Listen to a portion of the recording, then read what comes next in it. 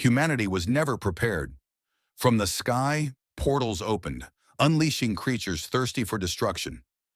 Amidst the massacre, a boy watched as his guardian was brutally crushed.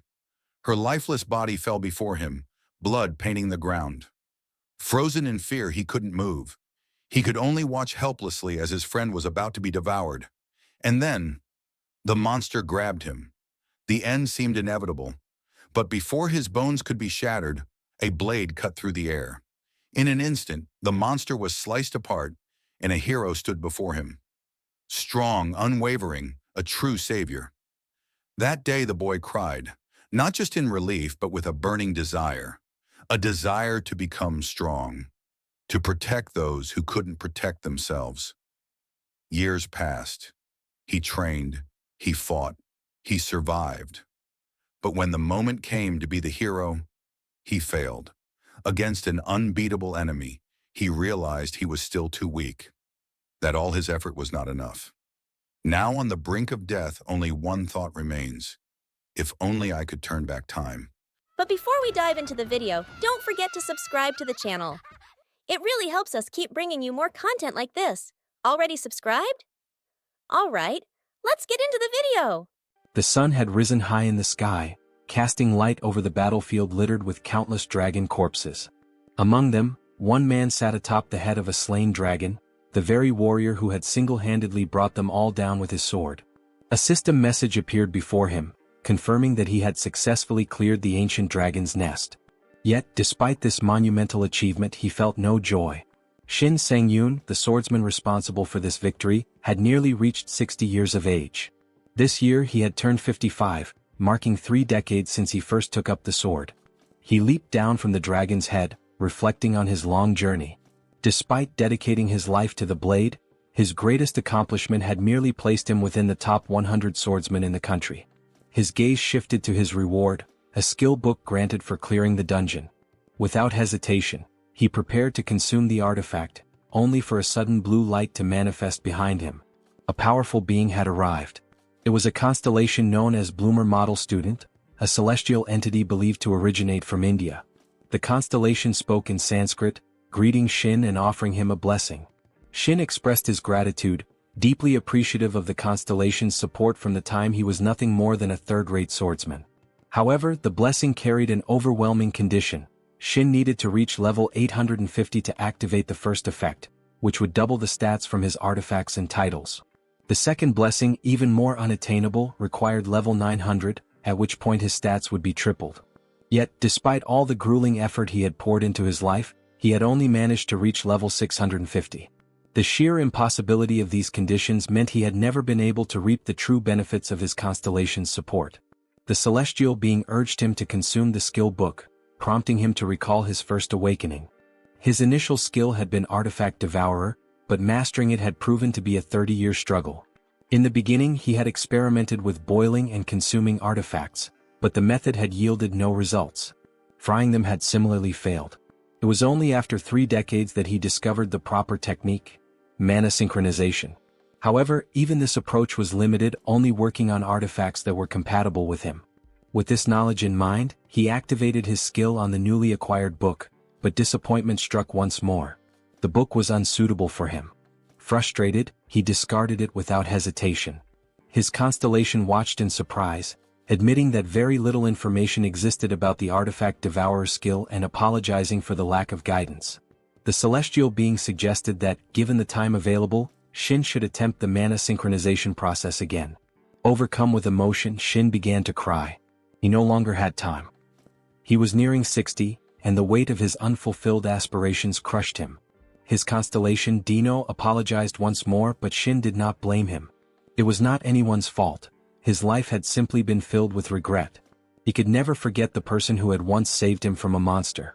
He had devoted himself to becoming like that hero, yet now he was old, exhausted, and powerless. If only he had been younger. Dino smiled at his words, though Shin, lost in his thoughts, failed to notice. The celestial being quietly activated an unknown power, something beyond Shin's understanding.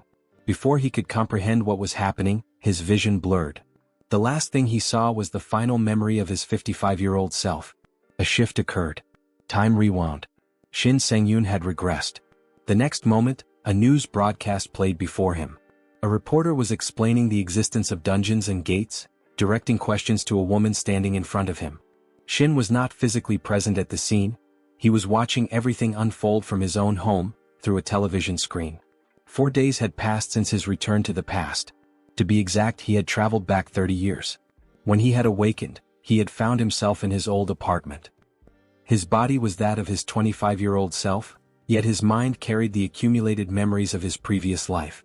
Confusion set in.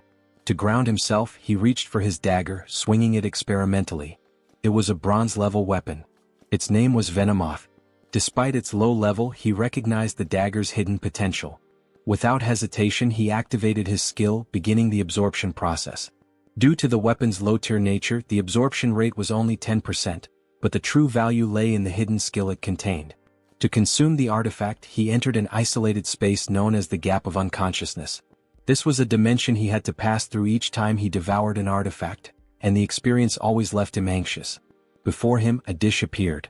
This time, it was a roasted barbecue chicken drizzled with olive oil. He sighed in relief. It was a normal meal. In his previous life, he had been forced to consume dishes made from centipedes. Taking the first bite, he initiated the dagger's absorption. The process granted him 2 permanent agility stat points along with a hidden skill called Demon Bash. As the dagger's power was transferred to him, its physical form gradually faded away. Once the absorption was complete, it vanished entirely. Satisfied with the results, he returned home and collapsed onto the sofa.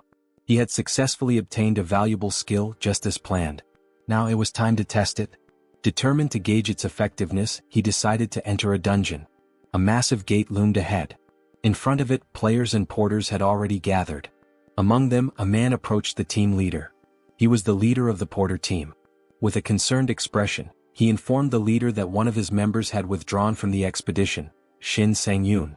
The team leader, unfazed, explained that Shin had joined the player team instead. The porter leader was taken aback. Shin Sang-yoon, who had only awakened 4 days ago, was now a player. It was unheard of for someone to be allowed into a dungeon raid without completing the player academy. Despite this, the team leader had given his approval.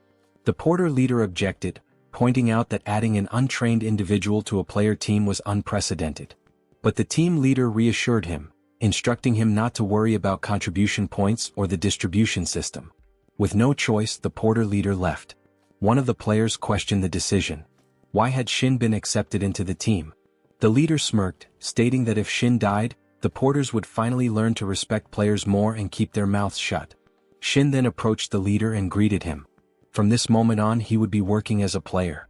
The porters regarded him with cold, disdainful stares, while the players welcomed him with smug smiles. Their expressions were completely unguarded, just as he had expected. The leader officially welcomed him to the team, noting that he had assumed Shin would be late to his first gate. As Shin prepared himself, he glanced at his weapon, a long sword. When asked about his choice, he explained that he had studied the weapon by watching online videos. The leader scoffed. The long sword was the most difficult weapon to wield among swords. It would be no easy task for Shin to handle. But Shin simply responded that, at the very least, he would be able to protect his own life. With that, the raid began. One by one, the players and porters stepped through the gate. The leader, watching Shin, found his arrogance amusing. The idea of learning about dungeons from the internet was laughable. Shin had become a player just 4 days ago, and yet he thought he was ready for this. The dungeon they were entering was an orc stronghold, known to be particularly difficult for beginners. The leader was certain that Shin would quickly realize his limits. But as they entered, something completely unexpected unfolded. The leader had assumed Shin would die. Instead, he watched in disbelief as Shin charged to the front lines, cutting down every orc monster before anyone else had the chance to react. The entire team stood frozen, confused by what they had just witnessed. Who was this man? What had they just seen? Shin stood alone, his sword gripped tightly in his hand. Surrounding him were the lifeless corpses of every orc that had once occupied the battlefield. Orcs were monsters commonly found in games, novels, and fantasy movies. Their frequent appearances had shaped perceptions, leading many to view them as weak creatures. Compared to dragons and other formidable monsters, they were often seen as simple-minded brutes, relying solely on violence and lacking intelligence. Because of this reputation, many new and overconfident players would recklessly engage them without much thought. Orcs had straightforward traits. Their greatest strength lay in their raw power without any special tricks or tactics. On average, they stood at 250 centimeters tall and weighed around 180 kilograms. This immense physicality created a massive disparity in power between them and humans, making survival nearly impossible for those who underestimated them. For this reason, orcs had earned the nickname the Wall of Newbies. Before Shin encountered the orcs, the party moved cautiously through the dungeon's passageways. One of the players warned him that as a newcomer, he would receive no special treatment and was entirely on his own. The porter leader was visibly displeased with Shin's presence, believing that he had become arrogant despite having awakened only recently. To him, Shin's promotion to player status had come too soon. Shin, however, responded that he would do his best to assist the team, understanding that no one would show kindness to a new player. The player did not take his words well, insisting that effort alone was meaningless unless he could actually prove himself through action. Rather than argue, Shin simply smiled and remained silent. He then asked if he could take the front lines in battle should they encounter monsters. His question was met with disbelief. The player he had been speaking to turned to him in shock, questioning his sanity. Before he could even finish his sentence, an orc suddenly appeared behind them. Shin placed his hand on his sword, ready to engage. The player immediately rushed forward, blocking the orc's path. He shouted at Shin, demanding to know if he had lost his mind. With his slow movements, how could he possibly wield such a heavy weapon effectively? Shin reassured him that there was no need for concern, but as the two argued, the orc seized the opportunity to attack. Its axe swung toward the player, who believed for a moment that death was imminent. Before the blow could land, the leader intervened, using his shield to deflect the attack and push the orc back. The monster stumbled to the ground. The leader quickly ordered them to stop fighting among themselves and focus on the enemy. The other players praised his quick reflexes in handling the monster. Taking command, he instructed them to remain behind him, as he intended to take on the orc alone. As expected, the orc fought in a straightforward manner, launching a direct charge. The leader met the attack with his shield, blocking the force before retaliating with his sword. His blade struck the orc's chest. For a moment, he believed the battle was over, but the orc grinned and immediately swung its axe in retaliation. The leader narrowly dodged the counterattack. Shin observed the fight closely. Despite being the strongest member of the group, the leader was only a level 50 player. He struggled to land any critical hits on the monster. Realizing that the battle needed to end, the leader poured all of his remaining strength into one final strike, aiming for the orc's heart. The blow connected and the orc collapsed lifeless. The other players were astonished by his ability to kill the creature alone. As he turned around, satisfied with his victory, a sudden, thunderous sound filled the air. From the depths of the dungeon, 6 more orcs emerged. However, these were not ordinary orcs. They were high orcs, with one among them clad in armor. Panic spread through the group. Unlike standard orcs, high orcs were significantly stronger and far more dangerous. Knowing he could handle a single normal orc but not an entire group of high orcs, the leader quickly decided to retreat. Before anyone could act, Shin stepped forward. He intended to fight them alone. The players stared at him in disbelief. Even they could barely manage a battle against such monsters. The leader urgently warned him not to do anything reckless, reminding him that he had only just awakened. But Shin ignored the warning, charging forward without hesitation. In an instant, he reached the first orc and, with a single swing of his long sword, cut the creature clean in half. The entire team stood frozen in shock. None of them could comprehend what had just happened. At level 1, Shin should not have been capable of executing such a flawless kill. The remaining orcs, enraged at their fallen comrade, roared in fury. Without hesitation, they rushed toward Shin at full speed, determined to tear him apart. Even though Shin was still only level 1, he possessed considerable experience from his past life. He attacked 3 orcs in rapid succession, striking their weak points with precision and eliminating all 3 in a single swing. Another orc lunged at him, aiming for his head with a powerful axe strike. Shin narrowly evaded the attack, maintaining only the smallest gap between them, and retaliated instantly.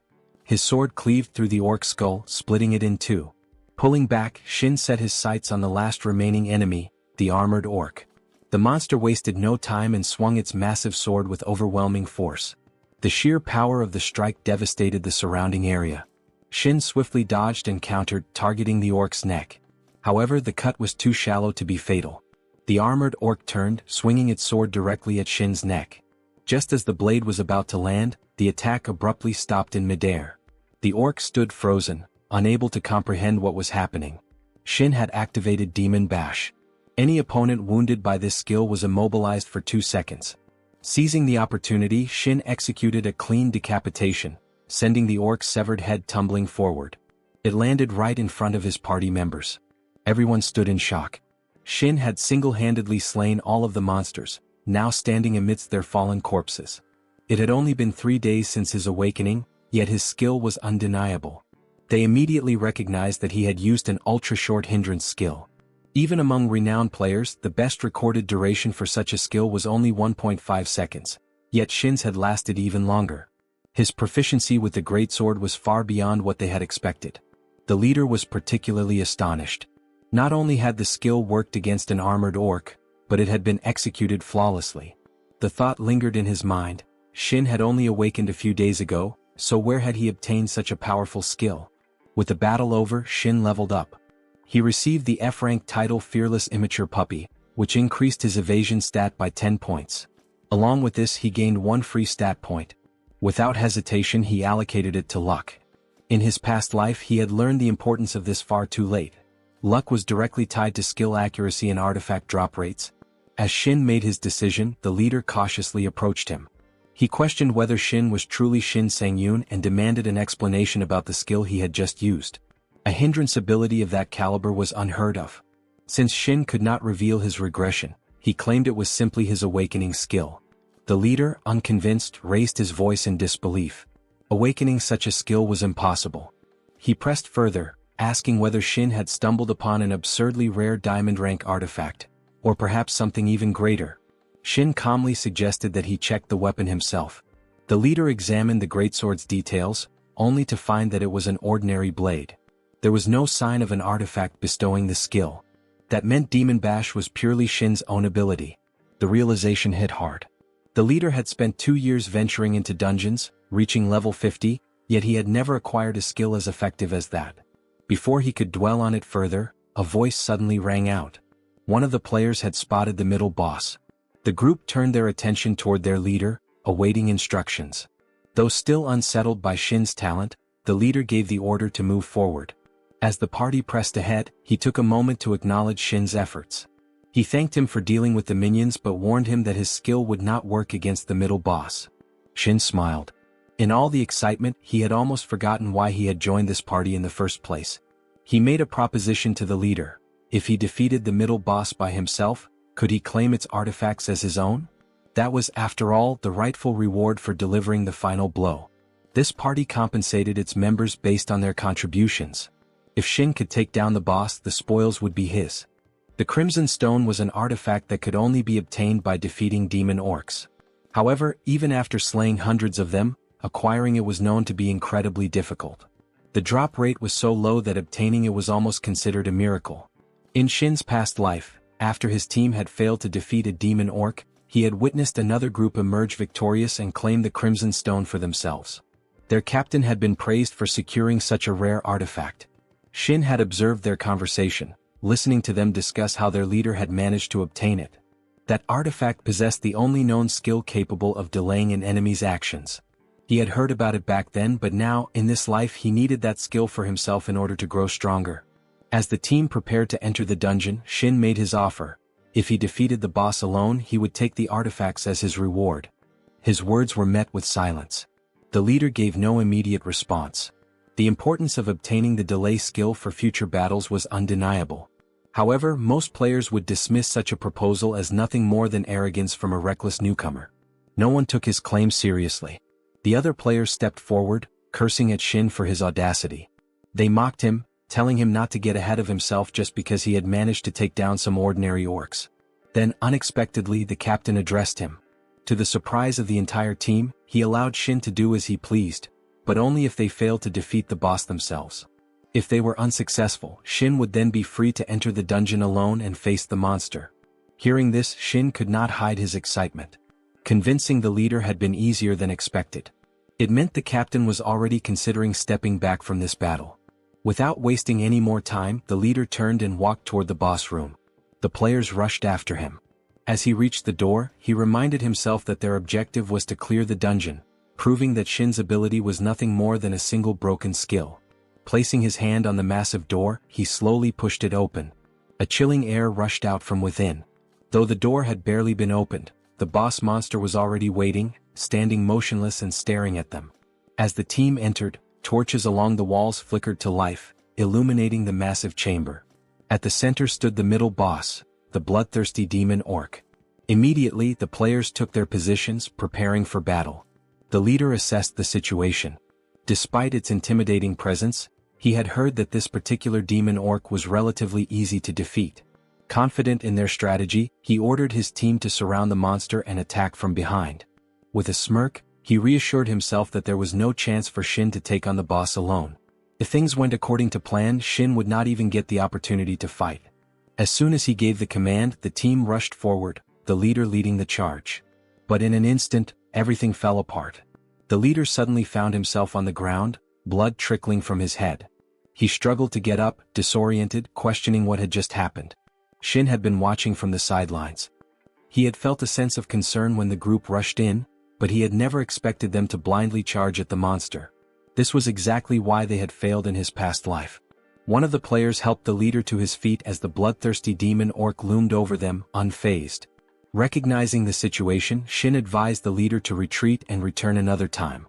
The leader, exhausted and shaken, realized the truth: this enemy was far stronger than he had anticipated. He could not understand why both the high orc they had fought earlier and this demon orc were so overwhelmingly powerful. The information he had received from the market had been completely misleading. With no other option, he ordered a retreat. The raid was over. They would regroup and try again the next day. As they withdrew, the leader turned his gaze toward Shin. Shin smiled. This was his moment. His turn to fight. The leader approached him, giving him permission to face the monster alone. However, before stepping back, he issued a warning. If Shin died in this battle, he should not hold any resentment toward him. Shin tightened his grip around his sword, responding with unwavering confidence. There was no need for concern. He had no intention of dying today. The demon orc closed the distance in an instant, preparing to strike. By all logic, comparing their stats alone, Shin had no chance of winning. But stats were not everything. With all the experience he had accumulated from his past life, this battle was his to win. Shin effortlessly deflected the orc's attack with his greatsword. The monster hesitated, clearly confused, as it had never encountered such resistance before. From a distance, the leader observed the scene, watching in disbelief as Shin stood firm after parrying the strike. His hand remained slightly raised from the impact, yet he showed no signs of struggle. Moving slowly toward the monster, Shin's gaze locked onto the crimson stone embedded in its chest. His obsession with that artifact stemmed from the special effect it possessed. The combination of the delay skill and his own skill, Demon Bash, would create an overwhelming advantage. With his ability, Devour Artifacts, he could merge the effects of different skills, and an idea had formed in his mind. If there was a way to stack the stun effects of Demon Bash, he could achieve an infinite stun loop.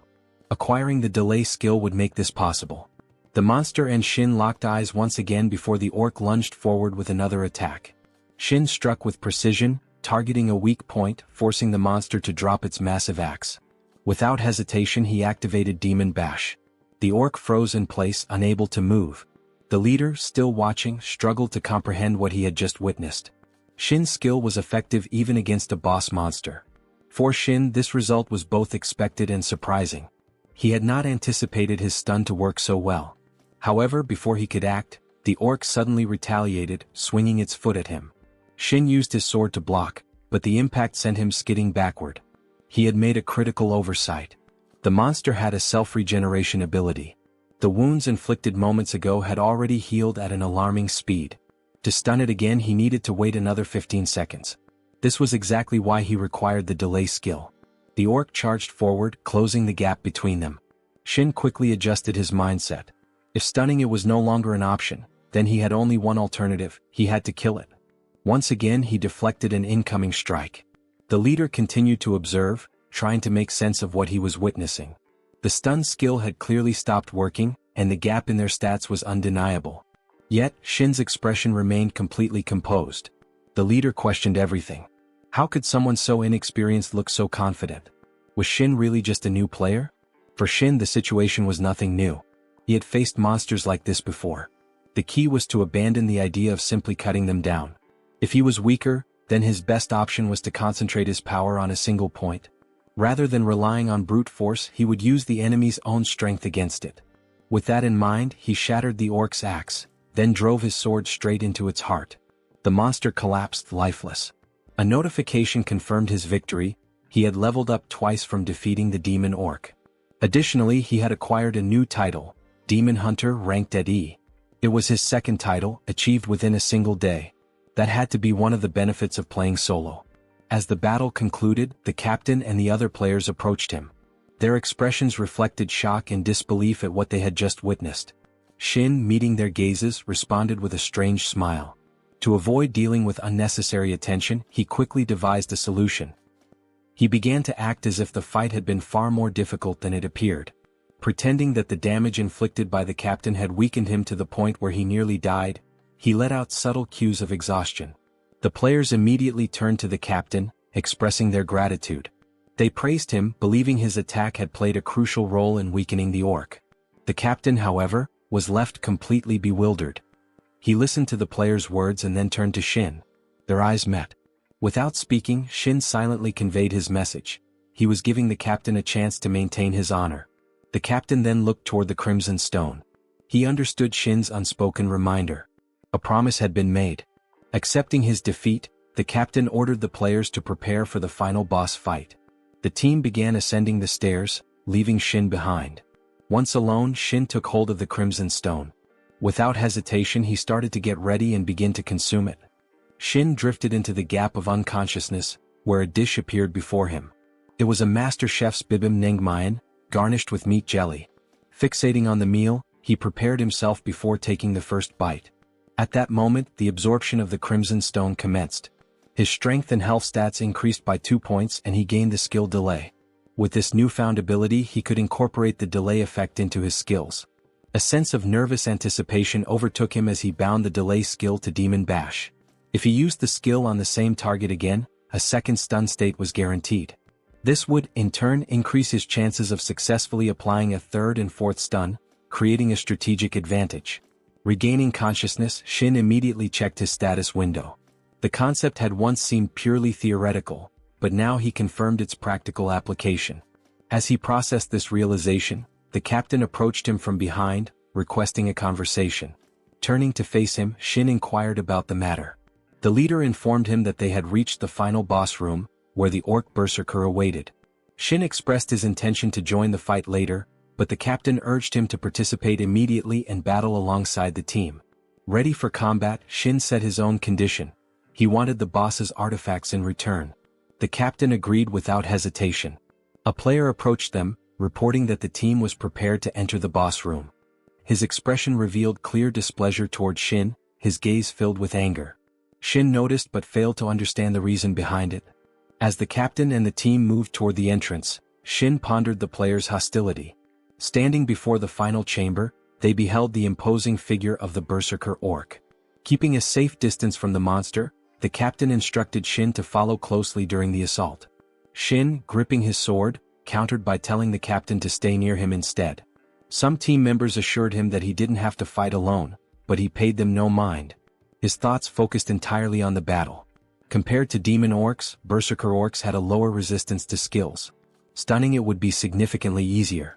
As long as he remained composed, there would be no difficulty in handling it. Without hesitation, Shin dashed forward. The orc reacted instantly, closing the distance in a single bound. In his past life, Shin had never instructed anyone to stay close to him. As a child, he had lived in constant fear. As an adult, he had merely struggled to survive. He refused to repeat the same cycle. This battle was more than just a fight, it was a chance to change. To break free from his weak past and uncertain future, he needed to prove his overwhelming abilities.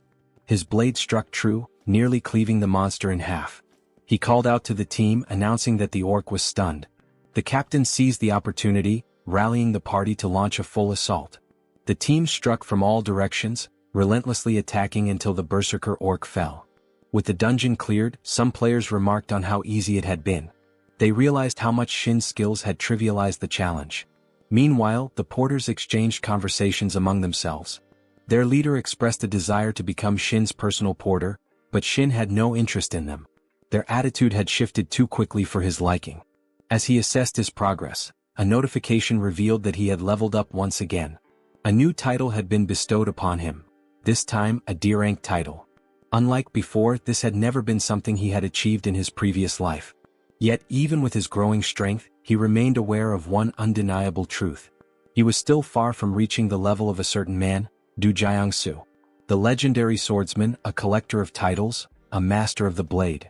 In his past life, Shin had only been able to watch him from afar. But now in this life, surpassing him was no longer a distant dream. Lost in thought, Shin unknowingly made a strange expression while talking to himself.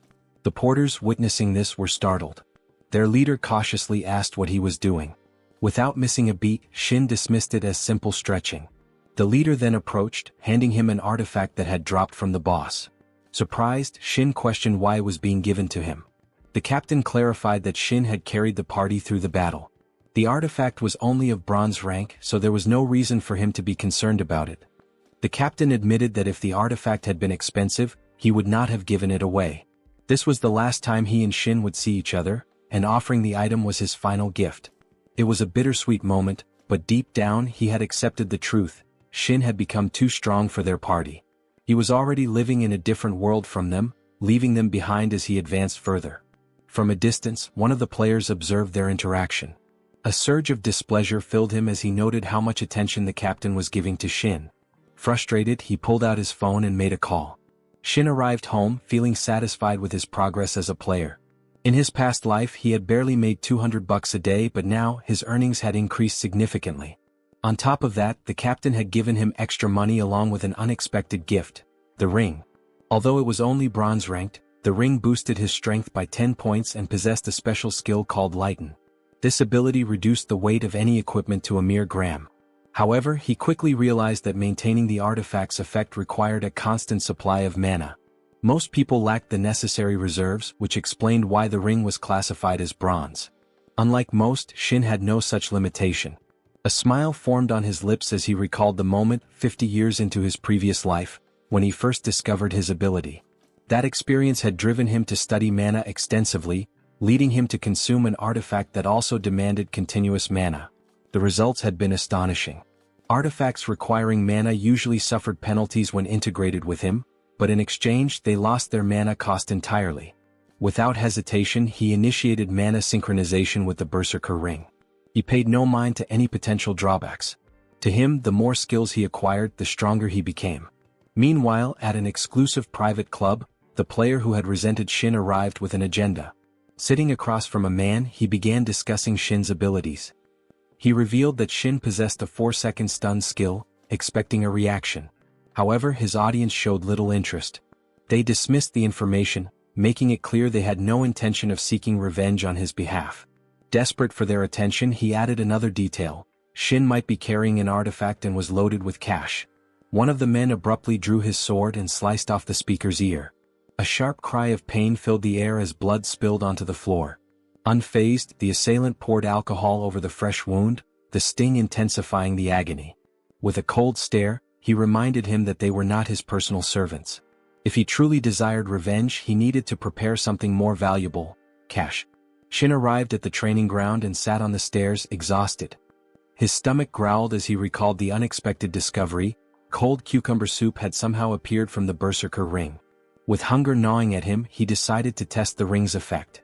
Grabbing his sword, he tossed it into the air and watched as it floated like a feather before catching it again. The weapon felt lighter, and the cost of casting skills had completely vanished.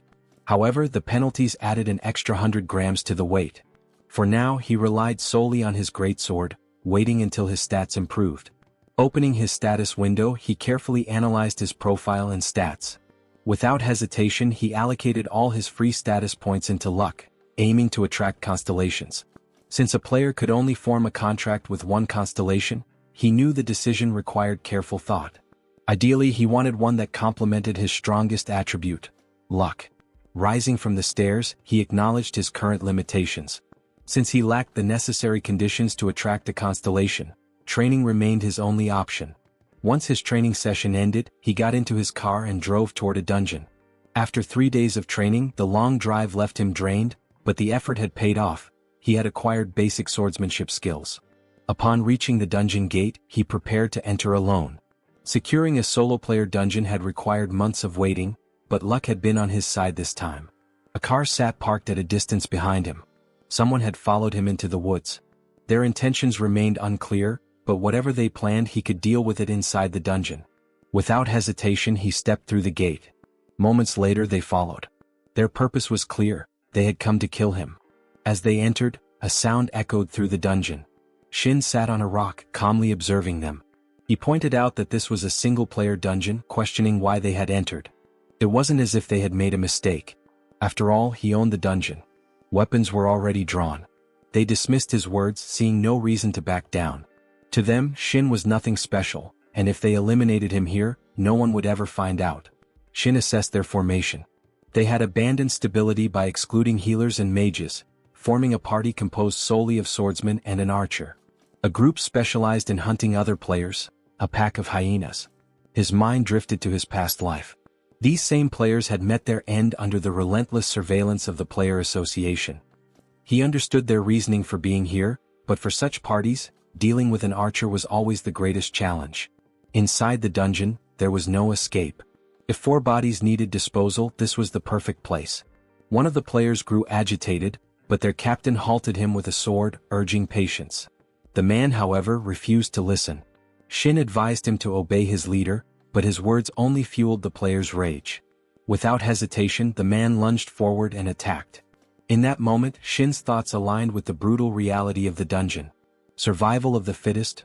What better phrase could describe this place? Monsters constantly risked their lives within these walls, and relics hidden in dungeons were highly sought after. Danger lurked at every turn, and carelessness meant death. With a swift motion, Shin retaliated. His blade struck true, cleaving his attacker in half. The sudden attack took them by surprise, and they immediately ran to create some distance from Shin. As soon as they started retreating, their leader ordered the archer to reposition and maintain range.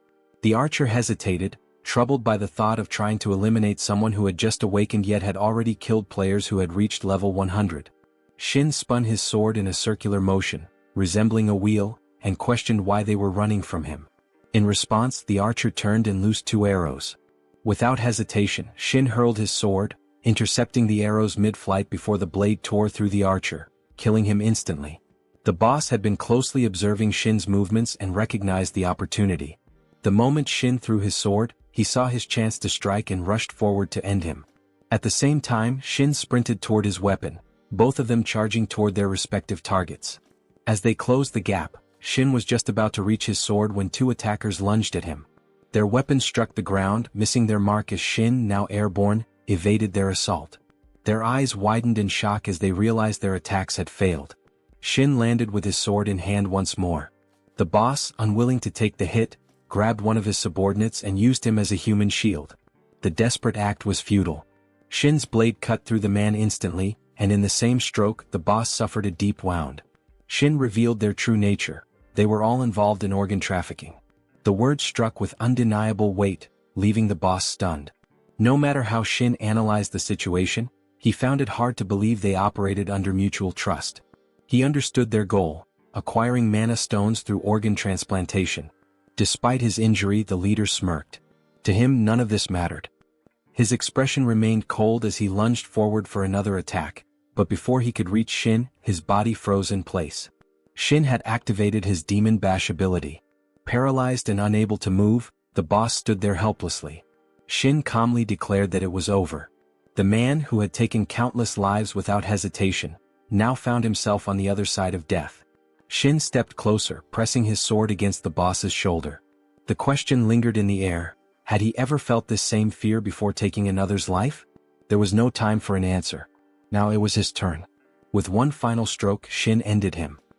He wiped his sword clean, washing away the blood that stained its surface. He reminded himself not to grow accustomed to such situations. If he ever wanted a chance to become a constellation one day, he needed to remain grounded.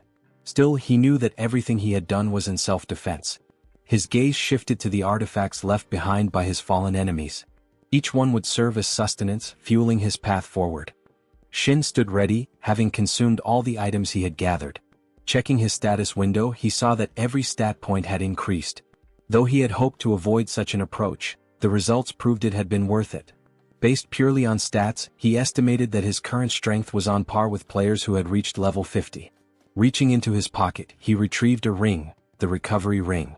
It had once belonged to the first person he had killed. The artifact possessed a valuable recovery skill, capable of removing abnormal effects. Acquiring such an item was a stroke of fortune.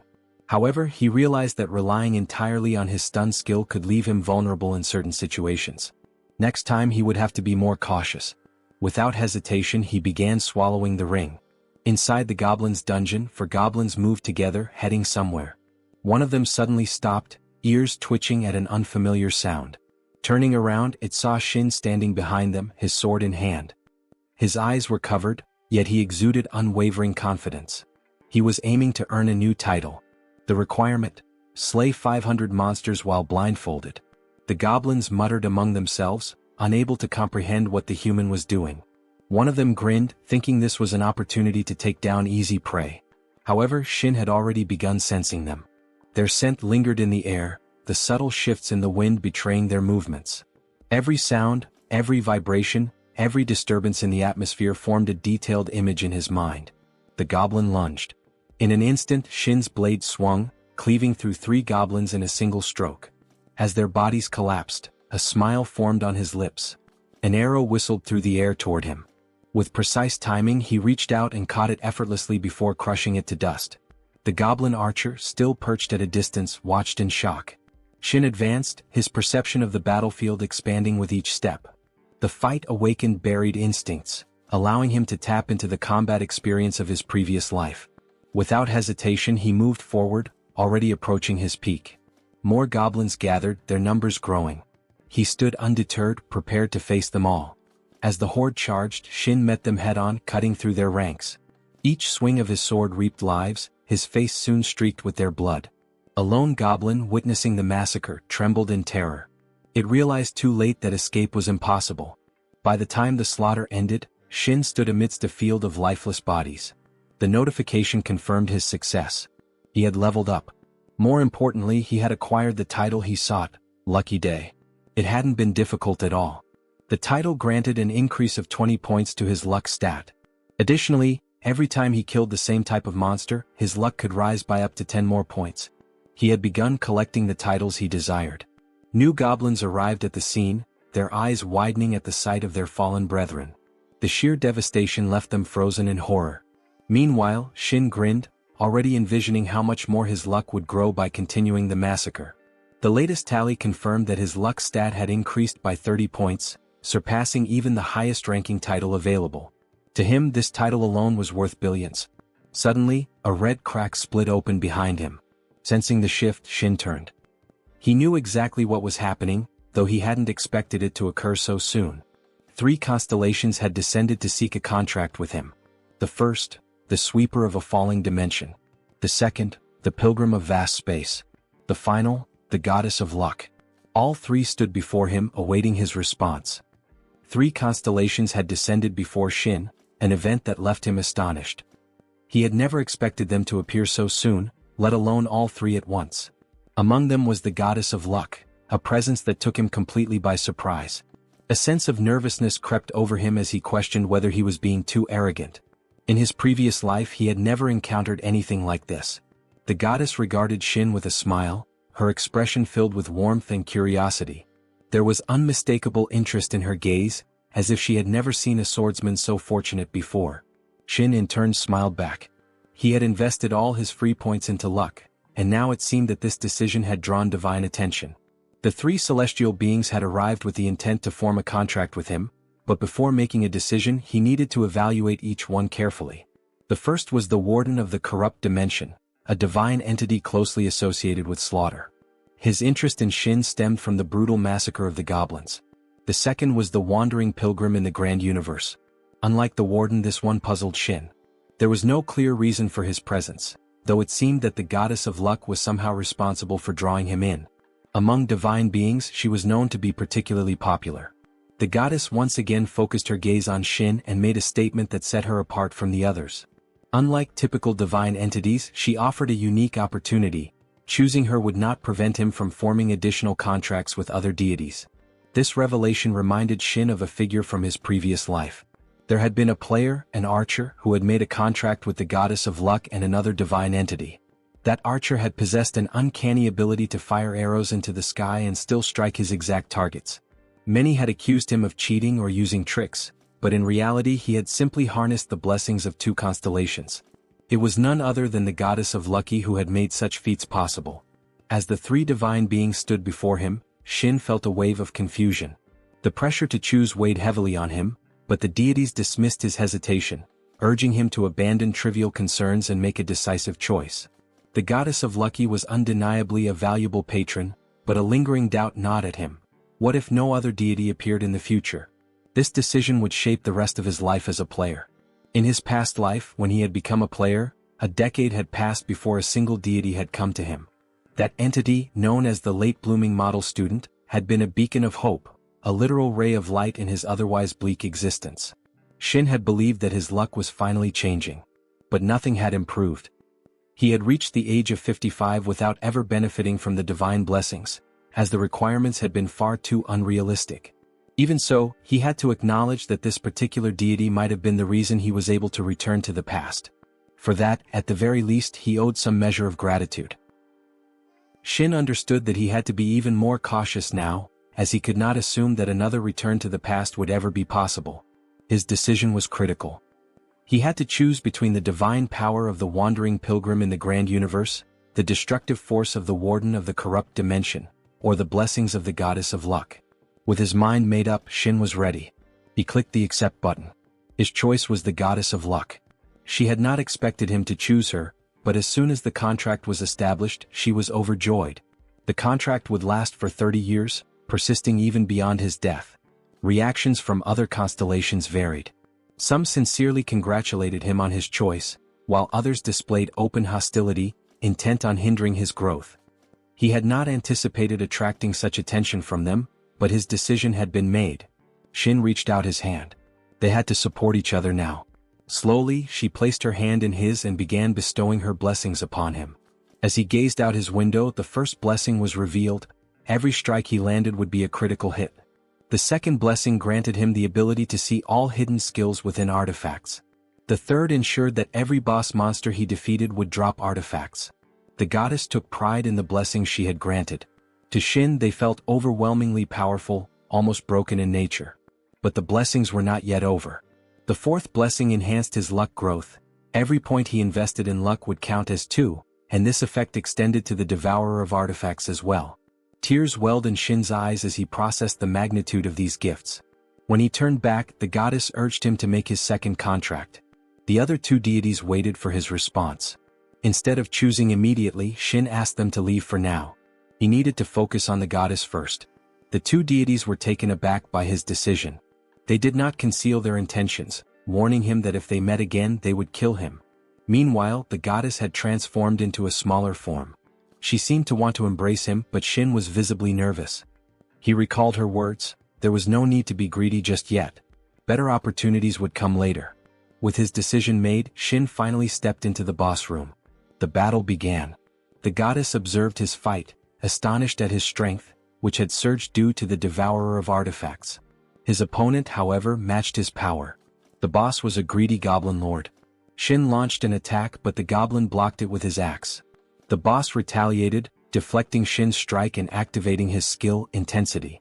Shin braced himself. The attack was not as lethal as paralysis, but it eroded his fighting spirit, trying to break his will to fight. In response, Shin activated Recovery. The goblin lord struck again, but his attack missed. Shin's skill allowed him to recover instantly. No matter how effective the boss's skill was, it failed to weaken him. Now fully recovered, Shin was ready to counterattack. The boss watched in disbelief as Shin struck, wounding him. Without hesitation, Shin activated Demon Bash, stunning his opponent for 2 seconds. He followed up with another relentless assault. He then used Delay, stunning the boss once more. The Goblin Lord struggled to understand what was happening, unable to move as Shin continued his assault. Appearing behind him, Shin attacked. Then reappearing in front he smiled. Panic overtook the boss. He realized in that moment that his time had run out. Shin fought relentlessly against the Goblin Lord, and after an intense battle he finally struck the fatal blow. The boss collapsed in front of him, his body lifeless. Shin's clothes were completely drenched in blood, his face equally covered in the aftermath of the battle. The moment the Goblin Lord hit the ground, the dungeon was officially cleared. Taking a deep breath, he tried to calm his mind, but exhaustion overwhelmed him. His body had reached its limit, and he collapsed onto the ground, unable to muster the strength to stand. Despite his fatigue, he received a new title, Don't Touch Me, which granted bonuses to both his luck and evasion stats. Although the stress weighed on him, he felt a sense of relief, reminding himself that he was still young. The day's events had pushed him beyond his limits, and his body had paid the price. The goddess of fortune appeared before him, remarking on how fortunate he was to have survived. However, Shin believed most people would attribute his success to skill rather than luck. She insisted that luck itself was a form of skill, expressing her happiness in supporting such a fortunate player. Choosing to ignore her words, Shin immediately focused on distributing his free stat points. Without hesitation he allocated all of them into his luck stat. The goddess showed clear annoyance at his decision, but Shin paid no attention to her frustration. His satisfaction grew as his luck stat reached 100. Once a stat surpassed 100, all related effects received an additional 10% boost. With that realization, both of them turned their attention to the loot dropped by the Goblin Lord. Thanks to Shin's enhanced luck, the drop rate of artifacts had increased even further. Among the rewards he obtained a shield, a silver-ranked artifact. It significantly boosted his defense stat and contained a special ability called Sacrifice. Although he did not concern himself too much with drop rates due to the goddess's blessing already guaranteeing artifact drops, he still appreciated the extra benefits. He acknowledged her role in his success, expressing his gratitude for her blessings. Placing his hand on the shield, he contemplated its potential. With his increased luck and the unique effects of his abilities, he believed he could raise the artifact's rank. Without hesitation he initiated synchronization with the shield. The goddess embraced him, her fondness for him evident. Shin observed her demeanor, noting that she seemed far more at ease compared to his previous contractor. Eventually he arrived at the quest area. A woman stood before him, visibly troubled. She had refused his suggestion outright, despite them discussing the same idea. Her reaction took him by surprise, making him momentarily nervous. She insisted that he reconsider his approach, making him question whether he had truly found the right solution. Before reaching his destination, the memory shifted back to an earlier moment. He was driving his car, lost in thought. His concern rested on the shield, specifically the fact that it had come from a goblin. However, absorbing the artifact was a straightforward task, so he pushed those concerns aside. His car, on the other hand, was another issue entirely. The vehicle had clearly reached its limits. It was in poor condition, and as he glanced at the control panel, the situation worsened.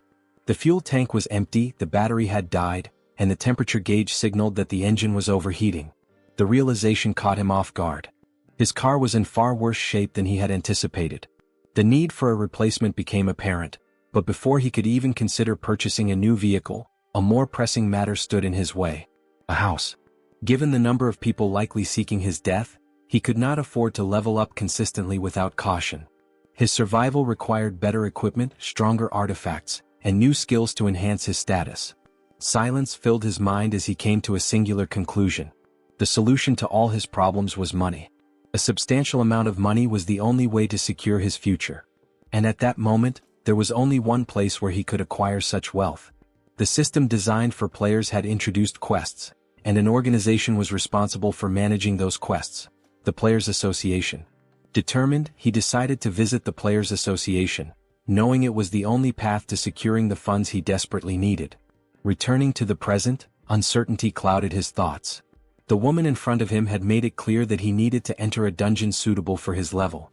Raiding high-level dungeons was not an option just yet. Shin attempted to convince the woman before him to let him enter the dungeon. However, at only level 17, his request was met with strong resistance. Entering a low-level dungeon would be a waste of his time, yet she trembled and cried, fearing for his life. She insisted that he raid a dungeon appropriate for his level, but Shin remained steadfast, unwilling to listen to anyone. As the tense exchange continued, another woman approached from behind, inquiring about the situation. Shin turned to see her as the staff quickly reassured her that nothing significant had occurred. She was an A-ranked player, Kim Miso, known as the Marksman of Destruction. Shin immediately recognized her as the first player to reach level 100 and earn the title of Marksman. Her strength was undeniable, but what truly set her apart was her lineage. She was the daughter of Kim Yoon-chul, the president of Shinsung Biotechnics. Her guild, Adian, was composed of formidable players. Among them was Shin Tae, a shadow assassin widely regarded as the greatest in her class, and Cho Jin-ho, the nation's most skilled swordsman. Both were core members of the guild, which solidified its reputation as one of the strongest. Kim Miso, born into immense privilege, had the largest diamond spoon in players' history, securing her a place among the elite from the very beginning. Observing Shin, she noted that she had never seen him before. In response, he explained his reason for wanting to enter a high-level dungeon: he needed money. Onlookers, who had previously assumed Kim Miso was angry with Shin for his attitude, now turned their full attention to their conversation. The murmurs grew as people speculated about her reaction. Kim Miso cautioned Shin about the dangers of high-level dungeons. He, however, was already well aware of the challenges that awaited within. Having been reborn, he knew exactly what risks lay ahead. His only response to her was a simple statement: high risk comes with high rewards. There was no resentment in his tone, no lingering hatred from their past interaction. In his previous life he had sought to join her team, only to be rejected. Yet he carried no grudge. A sudden realization struck him: solo players were restricted from entering high-level dungeons alone. That rule would only be lifted 4 years later. Accepting the situation, he turned to leave, admitting fault for not knowing this beforehand. But before he could walk away, Kim Miso smiled and told him to stop. Turning back, he was met with an unexpected offer. She invited him to join her team. Shock spread among those watching. The astonishment in the crowd was quickly replaced by jealousy. Shin, however, remained wary. He could not understand what she truly wanted from him. Pressing for clarification, he questioned her intentions. She simply stated that she wished to help fellow players. Yet Shin had learned not to trust mere words. There were always conditions attached. As their conversation continued, the staff remained clueless about the deeper meaning behind their exchange. Kim Miso presented her condition. He only needed to make her a promise. If he disappointed her, he would have to pay the price. But if he proved himself to be as strong as he claimed, she would owe him an apology. Studying her closely, Shin realized her true intent. She only wanted to test him. Kim Miso's influence extended far beyond her abilities as a player. Even the clothes she wore turned into fashion brands. She had a habit of testing confident players to see if their arrogance was backed by skill. A grin formed on Shin's face. Without hesitation, he suggested they leave immediately. Excitement surged through him. The situation was becoming far more interesting than he had anticipated. Earlier, as soon as Kim Miso arrived at the player association, her driver wished her good luck before she stepped out. She instructed him to wait while she entered the dungeon. Since all her guild members were occupied, she decided to form a party with random players. While speaking with the staff, she was handed her level 100 badge. As she prepared for her mission, a commotion nearby caught her attention. She turned to see Shin arguing with the association staff about entering the dungeon alone. Observing him, she realized that the current party regulations for the quest provided her with a reason to work with him. She smiled, noticing the nervous expression on the staff member's face as he addressed her. Listening in on their conversation, she grew more interested in Shin. Eventually, both agreed to enter the dungeon together. Curious about the quest Shin had requested to enter alone, she questioned a female staff member, who hesitated before pulling up the quest window. Sliding it toward Miso, the staff member urged her to take a look. The request involved a defense quest centered around hunting wolves. The recommended level for the mission was 100, and the enemy count totaled 300 monsters. Analyzing the details, she realized Shin had not requested a raid quest but a defense quest, which required them to eliminate every monster to succeed. The standard requirement for clearing a defense dungeon was a team of 4. 1 tank, 2 damage dealers and a ranged damage dealer. Despite these minimum requirements, Shin intended to take on the mission alone. To any experienced player, this was nothing short of suicide. When he asked if she was nervous about the mission, she initially dismissed the thought. However, as he pointed out that she had been staring at the quest window for a while, she trembled with frustration at his words. The female staff member watching the exchange was confused as to why he was upsetting Miso. Before he could continue speaking, she suddenly grabbed his hand. Smiling, she reassured the staff that there was no issue. She had already accepted the quest request. A surge of blue lightning filled the hall as they were immediately transported to the quest area. The staff woman remained concerned for them, but with Kim Miso accompanying Shin, she believed they would return safely. Meanwhile, the surrounding players expressed their disbelief, questioning whether Shin could complete the mission successfully. Another player voiced skepticism, wondering how a mere level 17 player could survive against such odds. One person speculated that Miso had a strategy in mind. After all, she was the youngest A+ ranked player. The association had recently introduced a new ranking system to evaluate a player's strength, taking into account two primary factors: the number of dungeons cleared and overall combat understanding. Kim Miso's high rank was earned solely based on her exceptional combat understanding. Even though she was a formidable player, there were still creatures even stronger than her. Despite all the speculation, what truly stirred jealousy among the onlookers was the fact that Shin had entered the dungeon alone with Miso. The dungeon resembled a city landscape. Its name was Night and Wolf, and the objective was to defend a bridge from an onslaught of monsters. As an archer, Miso positioned herself atop a tower, granting her a full view of the battlefield. From there she could clearly see the approaching monsters. Down below, Shin stood in the middle of the bridge awaiting their arrival. Watching him closely, she reminded herself that if he found himself in danger, it would be her responsibility to intervene. She had accepted this mission, and she could not allow him to fail. Shin met her gaze and smiled. 30 minutes earlier, before their arrival, Shin had meticulously inspected his sword. He had warned her not to interfere unless he explicitly asked for help. His words had startled her. He then declared that she would receive only 5% of the total reward from the monster hunt. Advising her to position herself at a high vantage point, he instructed her to attack only upon his signal. Her concern for him deepened. With 300 monsters in the dungeon, there was no way he could handle them alone. The mission's difficulty was apparent to her. Even at level 100, this was no easy task. Staring at him in silence, she found herself amazed by his unwavering confidence. Standing tall with a fearless smile, Shin urged her to simply wait and watch. Prepared for battle, he braced himself for the approaching monsters. The wolves finally emerged. Their bodies glowed with an eerie blue light as they advanced. Without hesitation, Shin struck the ground with his weapon. There was no way he would allow a single monster to pass him. The battle began as Shin and the monsters charged at each other. Miso observed silently as Shin engaged them, eliminating each one with swift precision. Every strike was executed flawlessly without wasted movement, cutting them down in mere seconds. He turned back with a smile, enjoying the sound of their demise. Miso was astonished, recognizing that Shin was far from ordinary. His attacks maintained a perfect balance of offense and defense, avoiding unnecessary motions while maximizing efficiency. Despite his skill, she believed there was still much to improve, given the sheer number of enemies still standing. Shin soon found himself surrounded, as these were no ordinary monsters that a level 17 player should be able to handle alone. Miso sensed something unusual and was caught off guard when she noticed that all the creatures Shin had attacked had suddenly frozen in place. Realizing that he had used a stunning ability, she was so shocked that she lost her balance, nearly falling but managing to steady herself just in time. She analyzed the effect and estimated that it lasted 4 seconds, enough time for Shin to eliminate them all. Smiling as he continued his onslaught, Shin made quick work of the stunned enemies. However, he soon noticed something unexpected. A powerful presence emerged, cutting through the smaller monsters effortlessly. Anticipating its arrival, Shin felt a sense of unease. The new opponent was a massive black wolf, mercilessly slaughtering its own kind as it charged toward him. Unlike any creature he had encountered before, even in his past life, its presence stirred distant memories within him. Miso too was taken aback when the boss monster unleashed a stun ability, identical to the one Shin had used.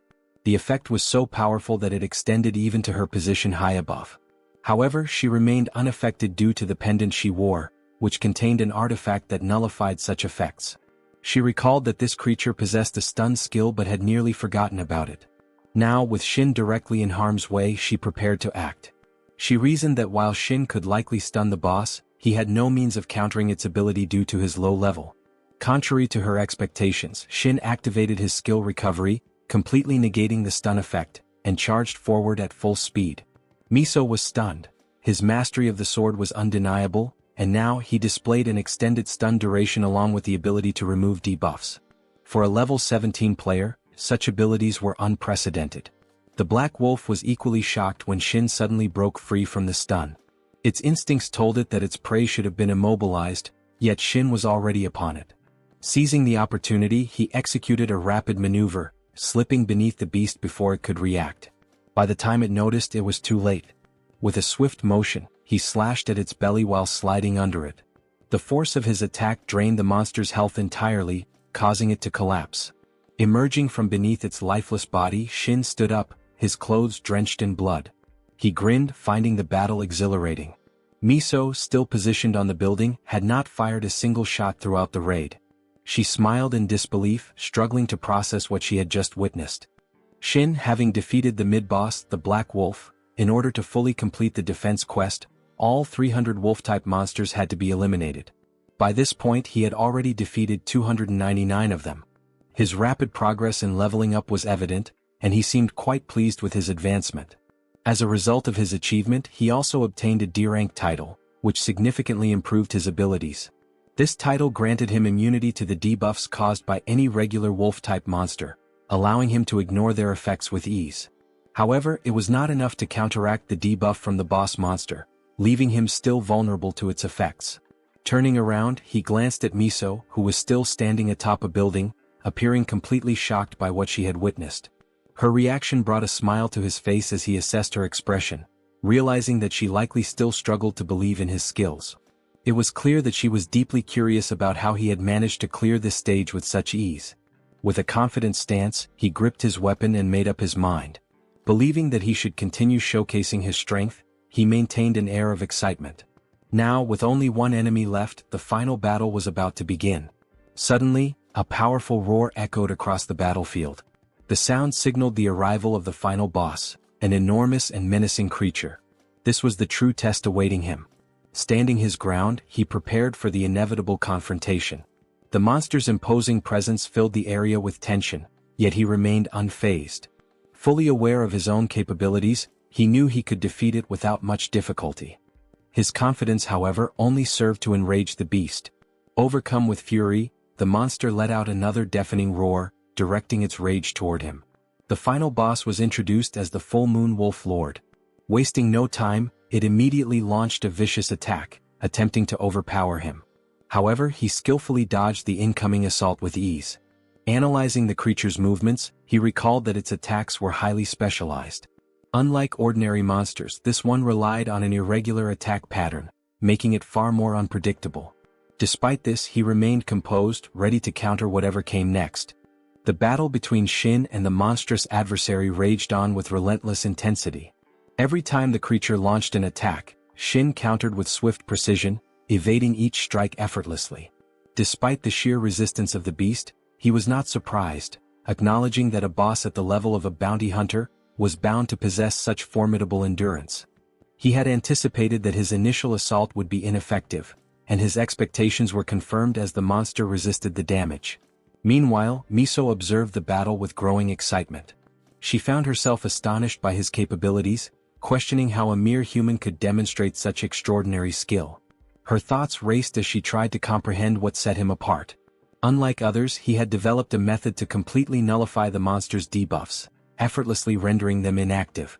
The clash continued at full force, each exchange between them growing more intense. No matter how quickly the creature attacked, Shin remained one step ahead, dodging with ease. Every counterattack he launched tested the monster's defenses, yet the beast showed no signs of slowing down. Instead, it adjusted its approach, unleashing a relentless second wave of attacks. Still, he managed to evade with flawless precision, frustrating the creature further. As the fight progressed, Miso began to understand the depth of his skill. It was not merely his reflexes but his ability to recognize and predict the irregular attack patterns that the Wolf Lord executed. Unlike others, he had learned to read and neutralize these unpredictable movements, making it nearly impossible for the creature to land a decisive blow. Despite his confidence, he gradually began to realize the battle was lasting far longer than anticipated. If the situation continued this way, he would soon be left with no options. His stamina was draining, and his energy reserves were rapidly depleting.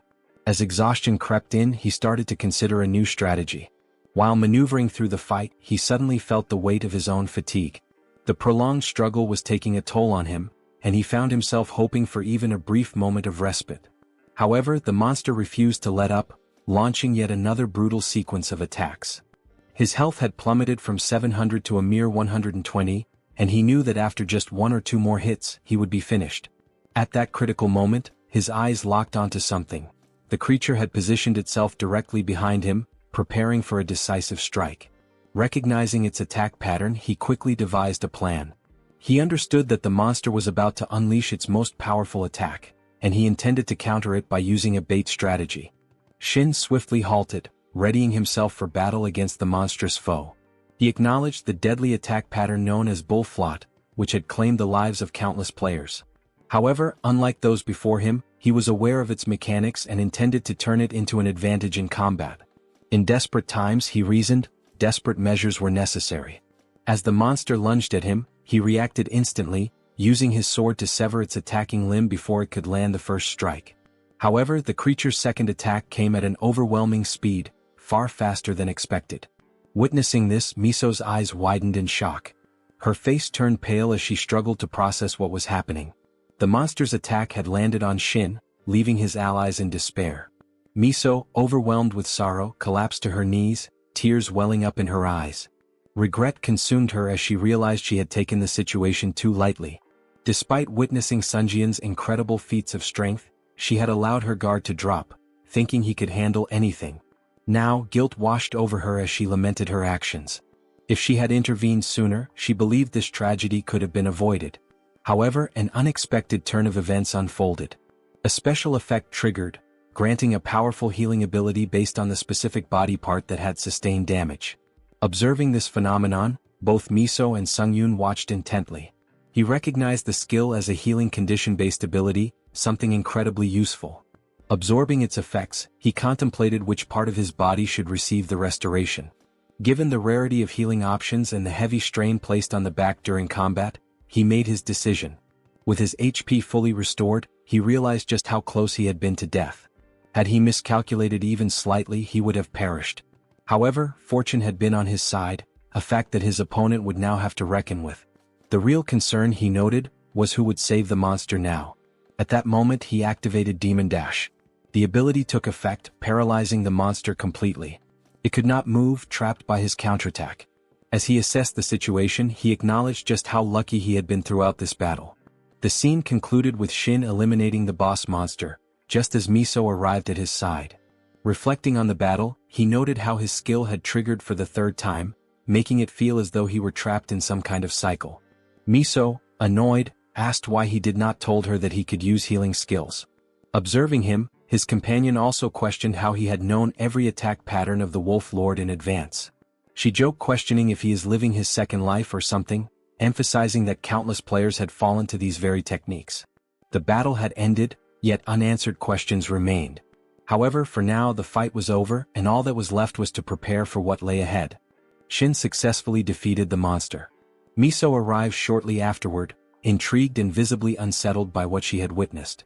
She begins questioning how Shin could possibly know so much about the dungeon and recognize every pattern used by the monster. Her thoughts lead her to compare him to a high-ranking player, someone experienced enough to raid a dungeon with skill and precision. As Shin releases the tension built up from the fight, Miso senses that the pressure around him is increasing to an almost overwhelming level. She clarifies her thoughts, suggesting that watching him feels like witnessing a ranked player in action, someone well above the norm. Meanwhile, Shin misinterprets her words momentarily, thinking she was about to refer to him as a regressor, someone who had returned from the future. He quickly dismisses the idea, realizing he may have overanalyzed her comments, especially given how unlikely it would be for someone ordinary like him to possess such insight. Miso then brings him back to reality, pointing out that there is still a monster to finish off. Shin, momentarily lost in thought, regains focus and observes the creature as it gasps for its final breaths. With clear intent, he prepares to end it, expressing anticipation at what this victory might bring. He explains that when he isolates himself within a radius of a few meters from others, whether monsters or people, a one-on-one scenario is created, triggering a passive ability. In such a setting, all his stats are automatically boosted by 20%.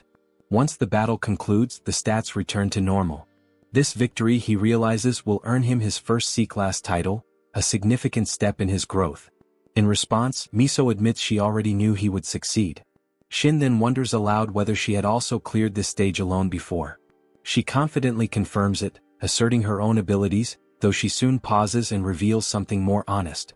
She confesses that she had numerous artifacts at her disposal during her own run, and those items played a critical role in her success. Shin responds without judgment. He acknowledges that acquiring artifacts is a skill in itself, and her ability to obtain and use them effectively is part of her strength. Grateful for his understanding, Miso offers her thanks, closing the moment on a note of mutual respect. Miso finds herself reflecting deeply after receiving the compliment. She thinks back to the time she had to spend 200 billion bones just to acquire an artifact strong enough to clear a dungeon. Yet, this person in front of him had done the same thing without needing any artifact at all. Using nothing more than a plain sword that could be found easily in any street market, this individual had managed to clear the dungeon entirely alone. The comparison between them feels unreasonable to her, almost insulting, given the resources and effort she had to invest in contrast. The girl then shifts the focus, suggesting they take advantage of the current opportunity to test out Shin's new effect. As he processes her words, he seems confused by what she means. Suddenly, the face-off title activates by itself, but he quickly deactivates it, not ready to explore its full implications just yet. Miso begins to leave, stating that she will send all her porters to help carry out their loot. This would make it easier to transport everything without hassle. Shin expresses his gratitude while watching her walk away. Before fully departing, she announces her intention to give him a 5% cut from the reward after completing the quest. He tries to refuse, saying it would be unfair. However, she insists, saying that no matter what he says, she will ensure he receives it. She encourages him to accept it as an investment, pointing out that they will be working together more frequently in the future and opportunities like this will continue to arise. After her departure, Shin is left contemplating how difficult it is to lower his guard when she is nearby. His thoughts are interrupted by a sparkling glint in his eyes as he turns around and notices the loot. Among the items there is a platinum artifact, a rare and valuable piece classified as a special equipment type accessory. This artifact, upon being equipped, grants significant bonuses. It increases the user's health and mana by 100 points each. Even more notably, it boosts the user's luck stat.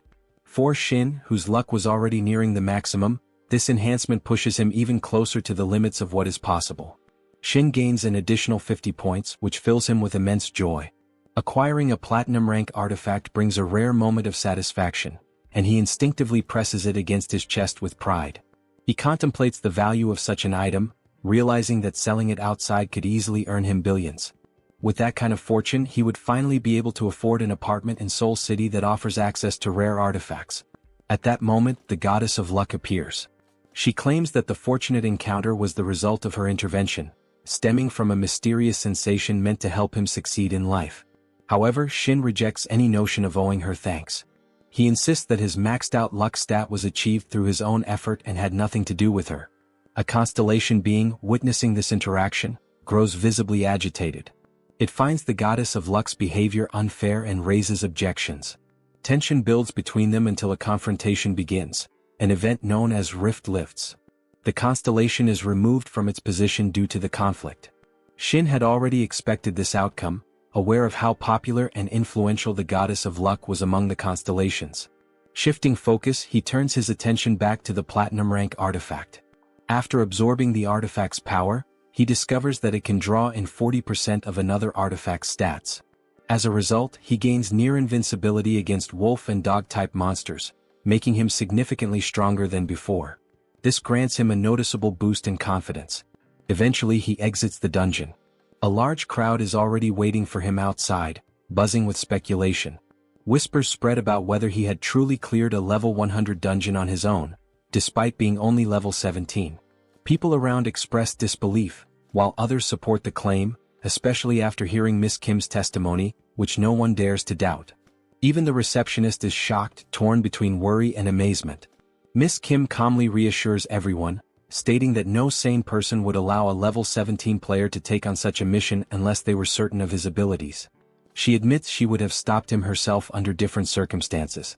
The receptionist, overwhelmed with emotion, begins to cry. She had suffered greatly due to the earlier misunderstandings and now realizes the truth. Shin quietly acknowledges her pain, understanding the situation more clearly now. Soon after, numerous recruiters approach Shin, eager to invite him into their guilds. He finds himself caught off guard by the attention. Just then, Miso steps forward, cutting through the crowd. She apologizes, pointing out that there are urgent matters between them that need to be discussed. Miso glances back to signal that they are leaving, prompting Shin to follow her out, much to the frustration of the recruiters left behind. Internally, Shin feels a sense of relief. He is thankful that Miso has pulled him away from the overwhelming attention, though a part of him remains wary, wondering what her real intentions might be. Inside the car, Shin takes the passenger seat while casually checking his phone. His eyes widen when he sees the balance, 500 million won. The speed at which the reward has been transferred catches him off guard. He takes a moment to admire the screen, acknowledging how swiftly things have progressed. He makes a remark about the efficiency of the system, and Miso attributes the speed not only to the A-rank porters but also to her own direct involvement in the process. Shin expresses his gratitude once more, and Miso quietly observes him, noting his reactions and demeanor. After a moment of silence, she turns to her driver and instructs him to activate secret mode. Instantly, the vehicle responds. Its windows become opaque, cutting off any visibility or external monitoring. Shin is visibly startled by the sudden change. As the situation sinks in, his expression shifts. He realizes that there was likely another reason behind Miso offering him the ride. The atmosphere becomes tense as he braces for her true motives. Miso, without any further delay, tells him exactly what she wants. She intends for him to join the Guild Eden. Shin teased Miso for her direct and straightforward approach, and she responded by highlighting the symbolic meaning behind the guild's name Eden, which represents a paradise for players. Deep down, Shin acknowledged that he would be lying if he said he hadn't anticipated this kind of proposal before his regression.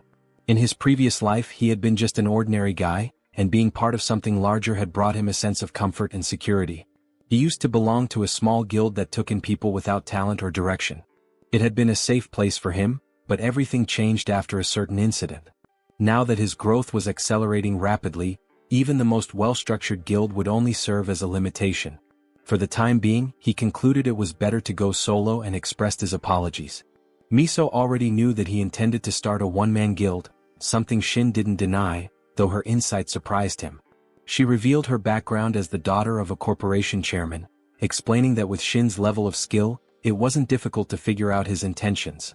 What truly mattered was that, at that moment, she was the only one who knew the full truth. Shin was taken aback that she was still laying all her cards on the table, clearly trying to build a mutually beneficial relationship for the future. He couldn't deny that she was an exceptionally skilled negotiator. Not far from the player city, near Jamsil Station, Shin was in the middle of purchasing an apartment.